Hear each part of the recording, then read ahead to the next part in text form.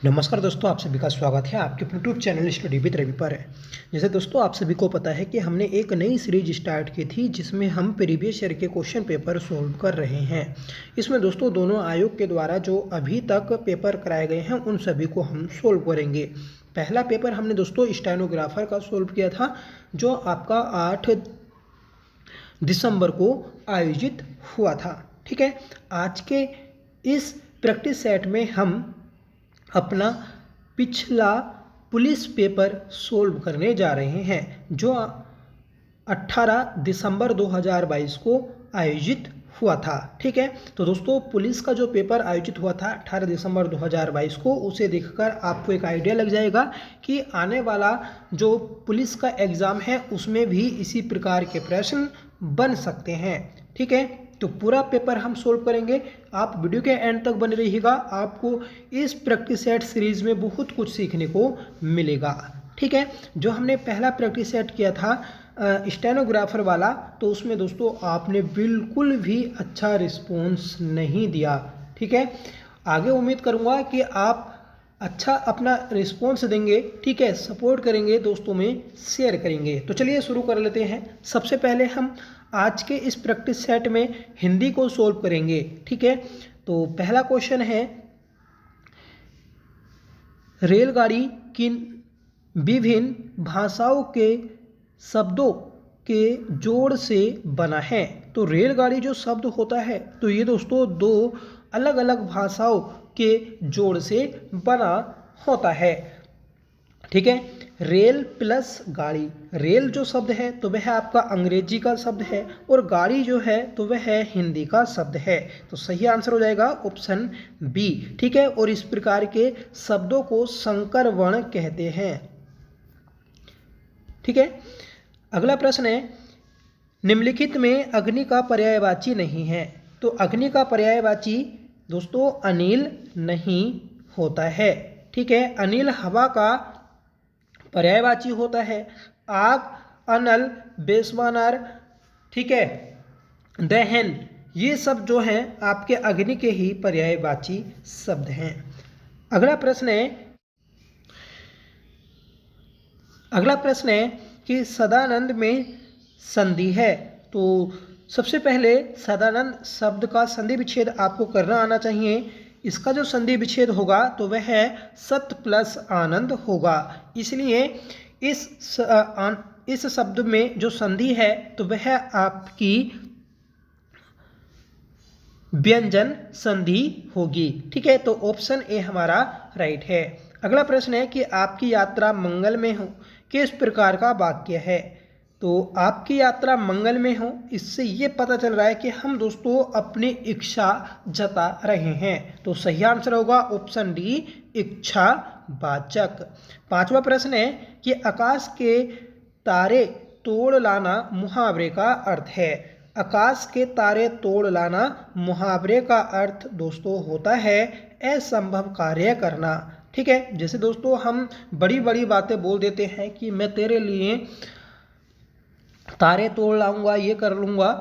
ठीक है, तो ये सब बातें जो हैं ये दोस्तों आपके असंभव और बड़े कार्य होते हैं। तो पांचवें क्वेश्चन का ऑप्शन ए राइट हो जाएगा। छठा प्रश्न है कि टिप्पणी की भाषा होनी चाहिए। टिप्पणी की भाषा जो है ये आपकी वस्तु प्रधान होनी चाहिए। सही आंसर होगा हमारा ऑप्शन सी। सातवां प्रश्न है, शब्दावली का अर्थ है। शब्दावली जो होती है तो ये दोस्तों शब्दों का समूह होता है। ठीक है, जिसे हम डिक्शनरी या शब्दकोश कहते हैं। तो ऑप्शन डी हमारा राइट है। अगला प्रश्न है कि कंप्यूटर के संदर्भ में चाणक्य नाम है। तो कंप्यूटर के संदर्भ में चाणक्य ये एक हिंदी फॉन्ट होता है। ठीक है, हिंदी में दो प्रकार के फॉन्ट होते हैं, एक यूनिकोड और दूसरा नॉन यूनिकोड। तो चाणक्य जो है ये आपका नॉन यूनिकोड फॉन्ट होता है। ठीक है, पर यहाँ पर पूछा है कि चाणक्य क्या है, तो ये दोस्तों एक प्रकार का कंप्यूटर का फॉन्ट है। ठीक है, तो ऑप्शन सी हमारा राइट हो जाएगा। देखिए अभी आपको बताया मैंने कि कंप्यूटर में जो हिंदी भाषा के फॉन्ट होते हैं तो दो प्रकार के होते हैं, यूनिकोड और नॉन यूनिकोड। यूनिकोड फंड जो होते हैं तो वह आपके मंगल, अपराजिता, कोकिला, कीर्ति ये सब होते हैं, और नॉन यूनिकोड में चाणक्य आ जाता है। अगला प्रश्न है कि कबीर निम्नलिखित शाखा के प्रतिनिधि कवि हैं। तो कबीर ये दोस्तों आपके ज्ञान आश्रय कवि हैं। सही आंसर होगा ऑप्शन बी। 10वां प्रश्न है कि श्री कृष्ण गीतावली के रचयिता हैं। श्री कृष्ण गीतावली के रचयिता ये तुलसीदास हैं। सही आंसर हो जाएगा हमारा ऑप्शन सी। 11वां प्रश्न है कि कर्मभूमि के लेखक का नाम है। तो कर्मभूमि ये जो पुस्तक है प्रेमचंद्र की पुस्तक है। अगर किसी भी एग्ज़ाम में सबसे ज़्यादा अगर पुस्तकें पूछी गई हैं तो वह प्रेमचंद्र हैं, चाहे वह आपके भारत के किसी भी कोने में एग्ज़ाम आयोजित हुआ हो। ठीक है, तो एग्ज़ाम के पर्पस से प्रेमचंद अपने आप में एक मोस्ट इम्पोर्टेंट लेखक हैं। अगला प्रश्न है कि हेमकीटरणी के रचयिता का नाम है। हेमकीटरणी के रचयिता का नाम माखनलाल चतुर्वेदी है। सही आंसर होगा ऑप्शन ए। और इस पुस्तक के लिए माखनलाल चतुर्वेदी को 1955 में पहला साहित्य अकादमी पुरस्कार भी दिया गया था। सीधा क्वेश्चन बनता है कि साहित्य अकादमी पुरस्कार सर्वप्रथम किसे दिया गया था। तो दोस्तों माखनलाल चतुर्वेदी को दिया गया था, जिसे हिंदी साहित्य की आत्मा कहा जाता है। ठीक है, और इनकी पुस्तक है हेमकीटरणी। जो दोस्तों आपका हिंदी साहित्य अकादमी पुरस्कार की शुरुआत हुई तो वह 1954 में हुई थी, पर पहली बार जो दिया गया 1955 में दिया गया था। अगला प्रश्न है कि महादेवी वर्मा के रेखा चित्र भक्तिन के प्रमुख पात्र भक्तिन का वास्तविक नाम है। तो भक्तिन का वास्तविक नाम जो है तो वह लक्ष्मण है। सही आंसर होगा ऑप्शन सी। ठीक है, आपसे ये भी क्वेश्चन बन सकता है कि महादेवी वर्मा का निम्नलिखित में से कौन सा रेखा चित्र है। ठीक है, तो भक्तिन दोस्तों इनका रेखा चित्र है। अगला प्रश्न है कि भारतीय आर्य भाषा के विकास क्रम में पाली व प्राकृत के उपरांत तीसरी भाषा है।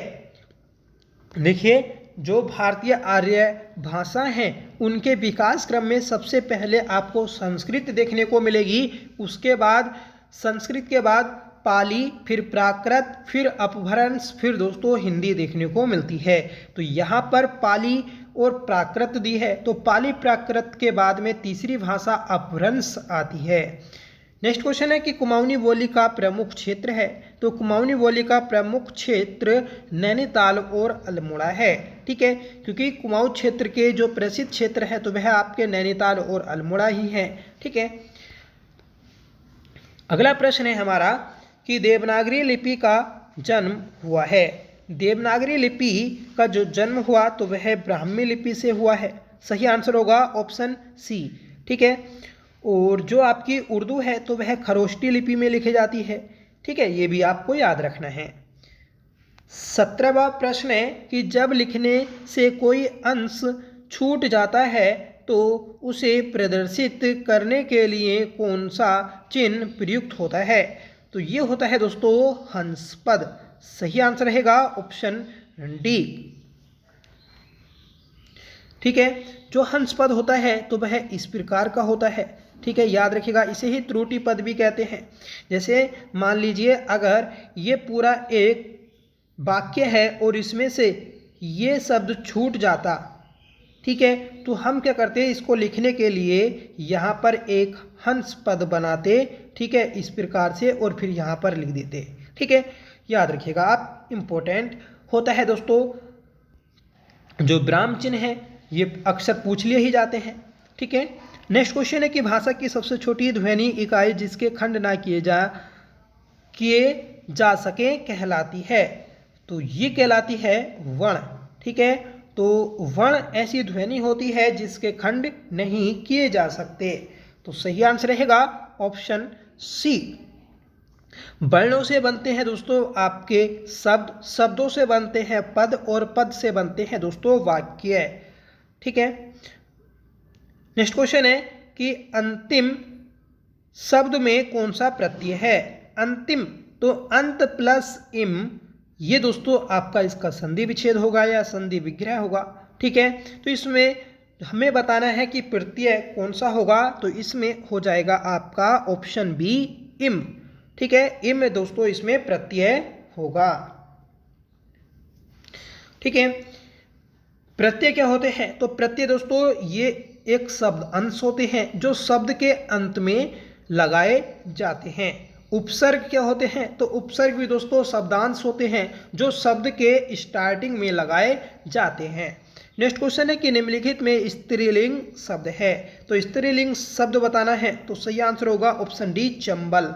चंबल दोस्तों एक नदी है, और नदियों के सभी नदियों के नाम क्या है आपके स्त्रीलिंग हैं। कुछ दोस्तों इसमें अपवाद भी है, जैसे ब्रह्मपुत्र, सोन। ठीक है। ये क्या है आपके अपवाद हैं। ठीक है। और अपवाद में मतलब ये आपके पुल्लिंग में आते हैं। निम्नलिखित सूची एक को सूची दो से सम्मिलित कीजिए और सही कुट का चयन कीजिए। तो एक साइड में दोस्तों हमें सॉन्ग दिए हैं, दूसरी साइड में उनके गायक दिए गए हैं। तो सिल्की बांध जो सॉन्ग गाया, तो ये आपका मंगलेश डंगवाल ने गाया है। ठीक है। ओटुआ वलेड़ जो सॉन्ग गाया, तो ये आपका नरेंद्र सिंह नेगी ने गाया है। ठीक है। मोहना तेरी मुरली, ये दोस्तों प्रीतम बड़तवाल ने गाया है। और सोंगला गो की वांद रुकमा, ये जो गाया, तो ये है साहब सिंह रमोला ने गाया है। तो सही आंसर हो जाएगा ऑप्शन सी। अगला प्रश्न है का अनु प्लस अय बराबर अन्वय, उक्त उदाहरण किस संधि के नियमानुसार होगा। तो ये जो है दोस्तों ये आपका यण संधि का एक उदाहरण है। सही आंसर हो जाएगा ऑप्शन बी। यण संधि की एक खासियत होती है कि इसमें शब्द के बीच में एक आधा वर्ण देखने को मिलता है। जैसे देखिए यहां पर अनु और अह से मिलकर अन्वय हो गया है। ठीक है। अगला क्वेश्चन है कि संविधान की किस धारा के अनुसार संघ का कर्तव्य होगा कि वह हिंदी भाषा का प्रसार बढ़ाए, ठीक है, और उसका विकास करे। तो यह है दोस्तों अनुच्छेद 351 में। अनुच्छेद 351 के तहत हमारी केंद्र सरकार का एक कर्तव्य होता है कि वह हिंदी को बढ़ावा दे। नेक्स्ट क्वेश्चन है कि निम्नलिखित कथनों पर विचार कीजिए। तो हमें 4 कथन दिए हैं। पहला है कि बाजूबंद प्रेम गीत होता है। तो सही बात है दोस्तों, बाजूबंद एक प्रेम गीत होता है। ठीक है। छोपती स्त्री पुरुषों का सम्मिलित मंडलक नृत्य होता है। ठीक है। तो ये भी दोस्तों सही है। खुदेड़ गीत विवाह के अवसर पर दुल्हन की विदाई के समय गाया जाता है। ठीक है। तो ये दोस्तों गलत है। मांगल गीतों का गायन जागरों के समय गाया जाता है। तो यह भी दोस्तों गलत है। ठीक है। इसमें पहला और दूसरा जो कथन है ये सही है। 3 और 4 गलत हैं। अगला प्रश्न है कि व्यक्तिक पत्र के उदाहरण हैं। व्यक्तिक पत्र जो होते हैं तो ये आपके बधाई पत्र होते हैं। ठीक है। या फिर इनविटेशन कार्ड होते हैं। ठीक है। जो आपने सगे संबंधियों और रिश्तेदारों को लिखे जाते हैं। तो इसका सही आंसर है ऑप्शन सी। व्यक्तिक पत्र, निमंत्रण पत्र, शोक पत्र और बधाई पत्र होते हैं। अगला प्रश्न है कि कारण के रहते हुए भी कार्य का न होना किस अलंकार का लक्षण है। तो ये दोस्तों आपका विशेष उक्ति का एक उदाहरण है। विशेष उक्ति मतलब देखिए कोई नहीं होते हुए भी कोई कार्य हो जाए तो वह आपकी एक विशेष उक्ति होती है। ठीक है। नेक्स्ट क्वेश्चन है कि वह अभियुक्ति जो किसी पत्र के प्रारूप से लेकर उसके निस्तारण तक अधिकारियों द्वारा लिखी जाती है उसे कहते हैं। तो उसे दोस्तों टिप्पण कहते हैं। ठीक है। टिप्पण क्या होता है, एक शुरू में व्यक्ति लिखेगा, फिर लास्ट में जाएगी, फिर दोबारा लौट के दोस्तों उस पहले व्यक्ति के पास जाती है। ठीक है। अगला प्रश्न है जिसमें दो सूचियां दी गई हैं, दोनों सूचियों को मैच करके हमें कोट का चयन करना है। तो राजी जनजाति दोस्तों ये आपकी बनरोत होती है, ठीक है। भोटिया जनजाति तो ये एक सोका जनजाति भी है, ठीक है। थारू या थाड़ू, ठीक है, ये दोस्तों कुरी में बटे होते हैं। बोक्सा दोस्तों तोमर में होते हैं, ठीक है। तो इसका जो सही आंसर हो जाएगा तो वह आपका होगा ऑप्शन बी, ठीक है। अगला प्रश्न है चिल्ड्रन फिल्म सोसाइटी द्वारा किस कहानी पर फिल्म बनाई गई। तो देखिए ये क्वेश्चन काफ़ी बार पूछा गया है कि चिल्ड्रन फिल्म सोसाइटी पर जो कहानी बनाई गई तो वह दाइजू फिल्म बनाई गई है। तो सही आंसर होगा ऑप्शन बी। अगला प्रश्न है जिसमें हमें दो सूचियां दी गई हैं।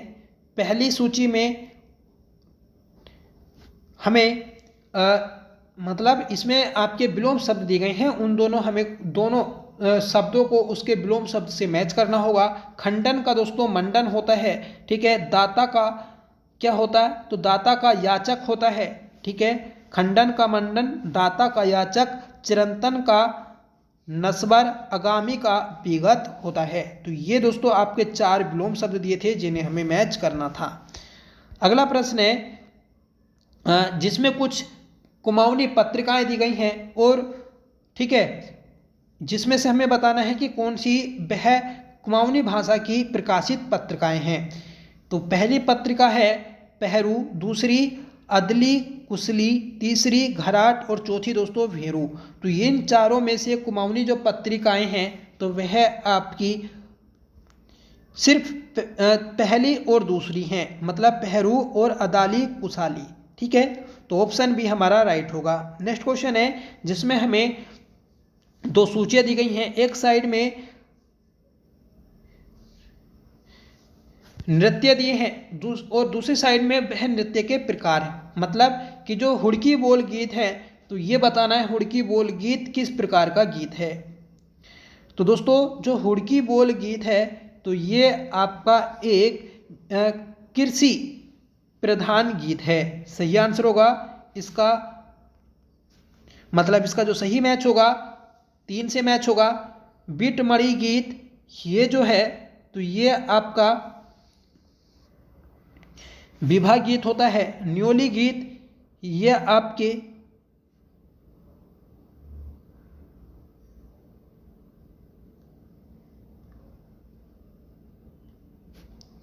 विरह गीत है। झोला ये आपका नृत्य गीत है, ठीक है। तो इस प्रकार से हमने इन्हें मैच किया, याद रखना है आपको। अगला प्रश्न है जिसमें हमें बताना है कि आयुष्मान शब्द का सही पर्यायवाची क्या होगा।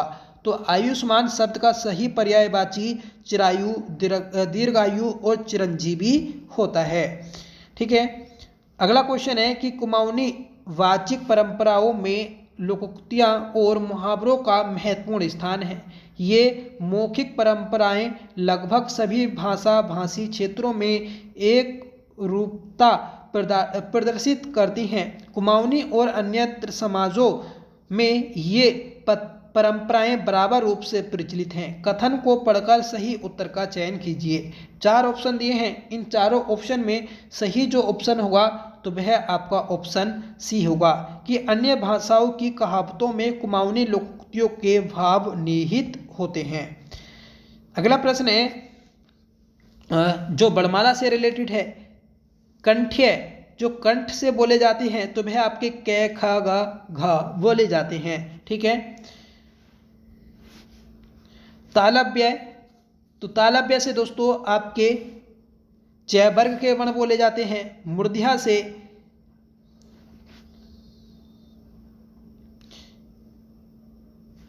ट वर्ग के वर्ण बोले जाते हैं। दंत से दोस्तों त वर्ग के वर्ण बोले जाते हैं, ठीक है।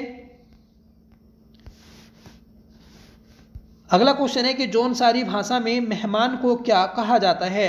तो मेहमान को दोस्तों पाहुना कहा जाता है। सही आंसर होगा ऑप्शन पावड़ा, ठीक है। जौनसारी भाषा में मेहमान को पावड़ा कहा जाता है। अगला क्वेश्चन है जिसमें हमें दो कथन दिए हैं। पहला कथन है कि गले का हार होना, दूसरा कथन है कि मांडू पोखिल आफी देखिल। मतलब देखिए जो क्वेश्चन था तो वह था कि दो कथन दिए गए हैं, इन दोनों कथनों का सम्यक परीक्षण करके सही उत्तर का चयन कीजिए। ठीक है, तो ये दो कथन थे आपके, इन दोनों कथनों के अनुसार हमें सही आंसर बताना होगा। पहला ऑप्शन है कि कथन ए और कथन दो का एक ही भावार्थ है। कथन जो ऑप्शन बी है तो उसमें बोला है कि एक हिंदी भाषा का दूसरा गढ़वाली भाषा का मुहावरा है। ठीक है, तो इस प्रकार से आपके ऑप्शन दिए गए हैं। इसमें जो सही ऑप्शन होगा तो वह होगा आपका ऑप्शन सी। ठीक है, कि कथन एक हिंदी भाषा का और कथन दो कुमाऊनी भाषा का मुहावरा है। तो देखिए पढ़ने में भी पता चल रहा है कि गले का हार होना हिंदी का है और माडू पोखिल आफी देखिल। ठीक है, तो ये आपको सिर्फ बताना था कि कुमाऊनी होगा या फिर गढ़वाली होगा। ठीक है, तो ये आपका एक कुमाऊनी मुहावरा है। अगला प्रश्न है कि हसुए के ब्याह में खुरपे के गीत। तो देखिए एक ये परस्पर असंगत बातें करना है, तो सही आंसर होगा ऑप्शन ए। अगला प्रश्न है कि निम्नलिखित साहित्यकारों को जन्म तिथि के अनुसार सही अनुक्रम में व्यवस्थित कीजिए। ठीक है, तो ये आपका होमवर्क है जिसका आंसर आपको कमेंट करके बताना होगा। अगर आपको नहीं पता तो आप सर्च करके जरूर बताइएगा और आप कमेंट करके बताइएगा कि आपकी क्लास कैसी लगी। आई होप क्लास आपको पसंद आई होगी। अगर आपको पसंद आई हो तो प्लीज़ इसे लाइक करिएगा, दोस्तों में शेयर करिएगा। आप हमारे चैनल पर पहली बार विजिट कर रहे हैं तो प्लीज़ चैनल को सब्सक्राइब जरूर कर लीजिएगा। ठीक है, तो चलिए मिलते हैं अगले प्रैक्टिस सेट के साथ, तब तक के लिए bye. Thank you so much for watching. Jai Hind.